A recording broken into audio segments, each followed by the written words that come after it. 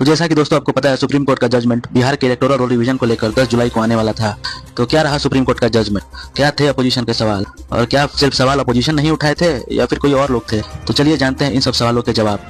तो total 10 petition file हुई थी सुप्रीम कोर्ट में, जिसमें कि बहुत सारे एसोसिएशन वाले भी शामिल थे जो डेमोक्रेटिक रिफॉर्म चाहते हैं, और बहुत सारे सिविल सर्वेंट भी शामिल थे, और उसके अलावा हमारी अपोजिशन पार्टी जैसे कांग्रेस, आरजेडी, ये लोग।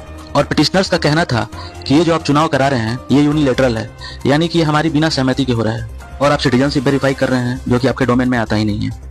ये सवाल उन्होंने इलेक्शन कमीशन से पूछा, और जिसके चलते बहुत सारे लोग वोट देने से वंचित रह जाएंगे। तो इन सब सवालों को लेकर सुप्रीम कोर्ट में 2 जजेस की बेंच बैठी, जिसमें हमारे 2 ऑनरेबल जज दीपांकर मेहता और संदीप मेहता शामिल थे। और उन्होंने ये जजमेंट दिया कि ये प्रोसीजर जारी रहेगा, यानी कि इलेक्टोरल रोल रिवीजन जारी रहेगा, और जो आप ये सिटीजन को लेकर सवाल खड़े कर रहे हैं ये आपके अधिकार क्षेत्र का है ही नहीं, ये तो मिनिस्ट्री ऑफ होम अफेयर्स के अंडर आता है, तो फिर आप इसके पीछे क्यों पड़े हैं? और तीसरा उन्होंने ये बोला, Aadhaar card, pan card, voter ID card, अगर आप इसे नहीं शामिल करना चाहते हैं तो उसका रीजन मुझे 21 जुलाई तक बता दें। और उन्होंने टाइमिंग को लेकर भी सवाल उठाया कि आप इतने कम टाइम में ये सब करवा रहे हैं, आप पहले क्यों नहीं करवाएं?